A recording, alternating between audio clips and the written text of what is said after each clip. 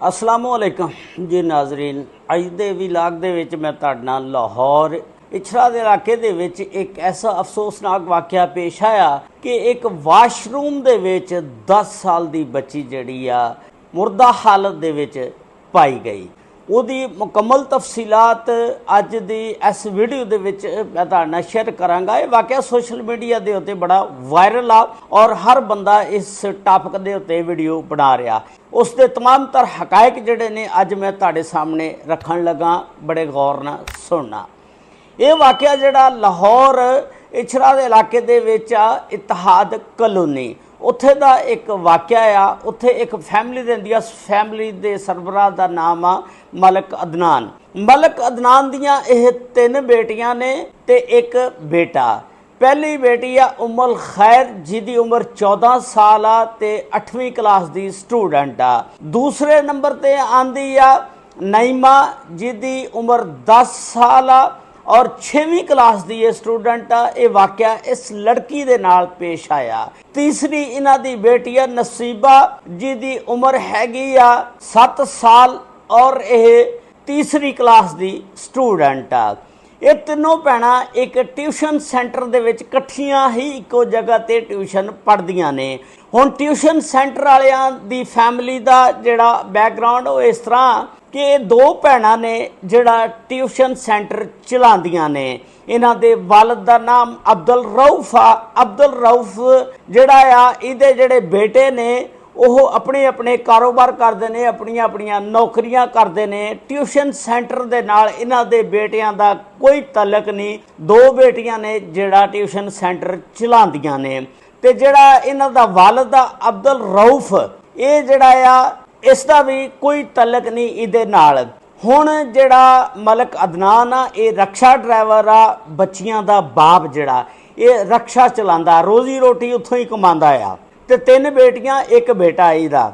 ਇਹ ਤਿੰਨੇ ਭੈਣਾਂ 9 ਜੁਲਾਈ ਨੂੰ ਨਾ ਇਕੱਠੀਆਂ ਹੋ ਕੇ ਇਤਿਹਾਦ ਕਲੋਨੀਆਂ ਉੱਥੇ ਜਾਂਦੀਆਂ ਨੇ, ਜਾ ਕੇ ਟਿਊਸ਼ਨ ਪੜ੍ਹਨ। ਜਿਸ ਵੇਲੇ ਉੱਥੇ ਪਹੁੰਚਦੀਆਂ ਨੇ 1 ਵਜੇ ਘਰੋਂ ਨਿਕਲਦੀਆਂ ਨੇ ਤੇ 4 ਵਜੇ ਦਾ ਜਦੋਂ ਟਾਈਮ ਹੁੰਦਾ, ਜਿਹੜੀ ਲੜਕੀ ਨਈਮਾ ਆ ਉਹ ਕਹਿੰਦੀ ਆ ਆਪਣੀ ਟੀਚਰ ਨੂੰ ਕਿ ਮੈਂ ਵਾਸ਼ਰੂਮ ਜਾਣਾ ਚਾਹੁੰਦੀ ਆ, ਵਾਸ਼ਰੂਮ ਇਸਤੇਮਾਲ ਕਰਨਾ ਆ। ਤੇ ਉਹ ਟੀਚਰ ਕਹਿੰਦੀ ਆ ਠੀਕ ਆ, ਤੂੰ ਵਾਸ਼ਰੂਮ ਚਲ ਜਾ, ਲੇਕਿਨ ਜਲਦੀ ਆ ਜੀ। ਇਹ ਜਿਹੜੀ ਬਿਲਡਿੰਗ ਆ 2 ਮੰਜ਼ਲਾ ਬਿਲਡਿੰਗ ਆ ਤੇ ਵਾਸ਼ਰੂਮ ਜਿਹੜਾ ਥੱਲੇ ਵਾਲੀ ਫਲੋਰ ਦੇ ਉੱਤੇ ਆ।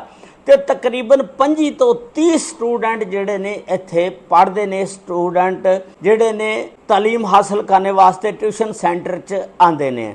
ਇਹ ਬੱਚੀ ਟੀਚਰ ਕੋਲੋਂ ਛੁੱਟੀ ਲੈ ਕੇ ਉਹਨੂੰ ਦੱਸ ਕੇ ਥੱਲੇ ਵਾਲੇ ਫਲੋਰ ਦੇ ਉੱਤੇ ਵਾਸ਼ਰੂਮ 'ਚ ਆਂਦੀ ਆ, ਜਿਹੜਾ ਵਾਸ਼ਰੂਮ ਸਾਰੇ ਬੱਚੇ ਇਸਤੇਮਾਲ ਕਰਦੇ ਨੇ। ਹੁਣ 20 ਤੋਂ 25 ਮਿੰਟ ਲੱਗ ਜਾਂਦੇ ਨੇ ਵਾਸ਼ਰੂਮ ਦੇ ਵਿੱਚ ਇਸ ਬੱਚੀ ਨੂੰ।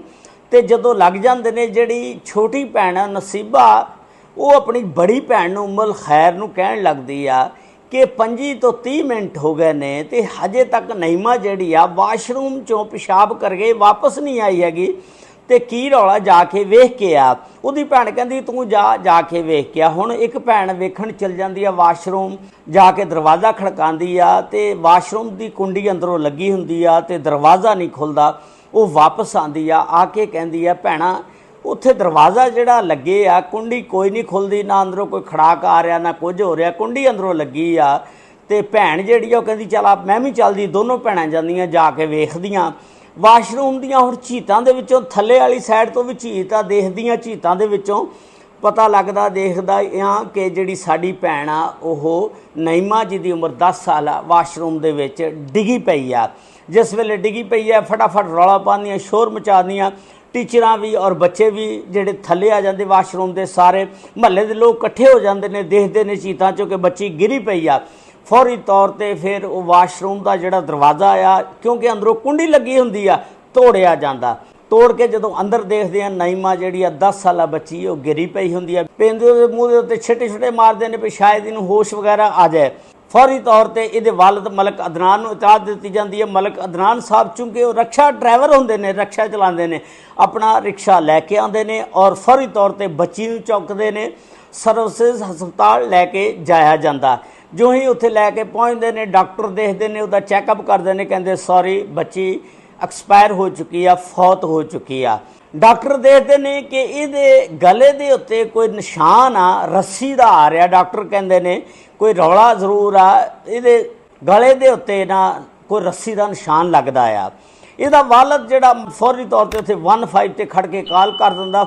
ਪੁਲਿਸ ਜਿਹੜੀ ਆ ਥਾਣਾ ਇਸ਼ਰਾ ਦੀ ਜਿਹੜੀ ਆ ਫੌਰੀ ਮੌਕੇ ਤੇ ਆ ਜਾਂਦੀ ਆ।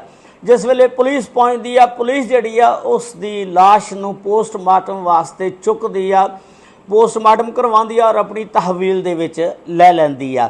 ਉਸ ਤੋਂ ਬਾਅਦ ਰਿਪੋਰਟ ਜਿਹੜੀ ਆ ਬਣਦੀ ਆ, ਗਲੇ ਦਾ ਨਿਸ਼ਾਨ ਰੱਸੀ ਦਾ ਜ਼ਾਹਰ ਹੁੰਦਾ ਗਲੇ ਦੇ ਉੱਤੇ ਵੀ ਇਹ ਰੱਸੀ ਕਿਸੇ ਨੇ ਘੁੱਟ ਕੇ ਗਲਾ ਦਬਾ ਕੇ ਉਹਨੂੰ ਮਾਰਿਆ ਗਿਆ।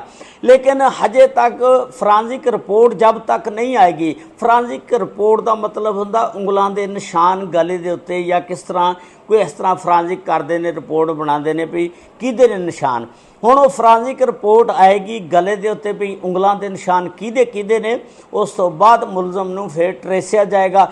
ਉਸ ਤੋਂ ਬਾਅਦ ਇੱਕ ਰਊਫ ਵਾਲਦ ਜਿਹੜਾ ਇਹਨਾਂ ਲੜਕੀਆਂ ਦਾ ਤੇ ਟੀਚਰਾਂ ਨੇ ਦੋ ਜਿਹੜੀਆਂ, ਉਹਨਾਂ ਨੂੰ ਪੁਲਿਸ ਜਿਹੜੀ ਆ ਆਪਣੀ ਹਿਰਾਸਤ ਦੇ ਵਿੱਚ ਲੈ ਲੈਂਦੀ ਆ ਔਰ ਪੁੱਛਗਿੱਛ ਸ਼ੁਰੂ ਕਰਦੀ ਆ ਉਹਨਾਂ ਕੋਲੋਂ। ਜਿਸ ਵੇਲੇ ਪੁੱਛਗਿੱਛ ਕਰਦੀ ਆ ਉਹ ਕਹਿੰਦੀਆਂ ਕਿ ਸਾਨੂੰ ਨਹੀਂ ਪਤਾ ਹੈ ਕਿਸ ਤਰ੍ਹਾਂ ਹੋਇਆ, ਬੱਚੀ ਆਇਆ ਇਹਨੇ ਖੁਦਕਸ਼ੀ ਕੀਤੀ ਆ ਜਾਂ ਕਿਸੇ ਨੇ ਇਹਦੇ ਨਾਲ ਜ਼ਿਆਦਤੀ ਕੀਤੀ ਆ। ਲੇਕਿਨ ਗੱਲ ਇਹ ਆ ਕਿ ਅੰਦਰੋਂ ਕੁੰਡੀ ਲੱਗੀ ਹੋਈ ਆ, ਕੁੰਡੀ ਵੀ ਨਹੀਂ ਖੁੱਲੀ। ਅਗਰ ਕੋਈ ਬਾਹਰ ਗਿਆ ਤਾਂ ਫਿਰ ਉਹ ਬਾਹਰ ਕਿਵੇਂ ਗਿਆ ਤੇ ਅੰਦਰੋਂ ਇਹਨੇ ਕੁੰਡੀ ਕਿਵੇਂ ਲਾਈ।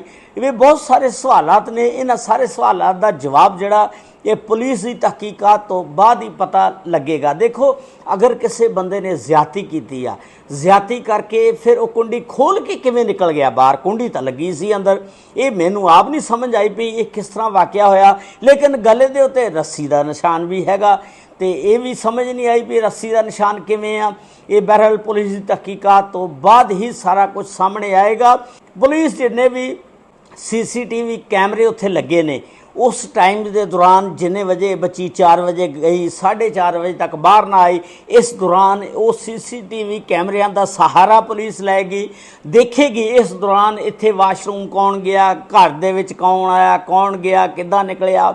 ਇਸ ਦਾ ਜਿਹੜਾ ਮਾਮਲਾ ਹਜੇ ਤੱਕ ਹੱਲ ਨਹੀਂ ਹੋ ਸਕਿਆ।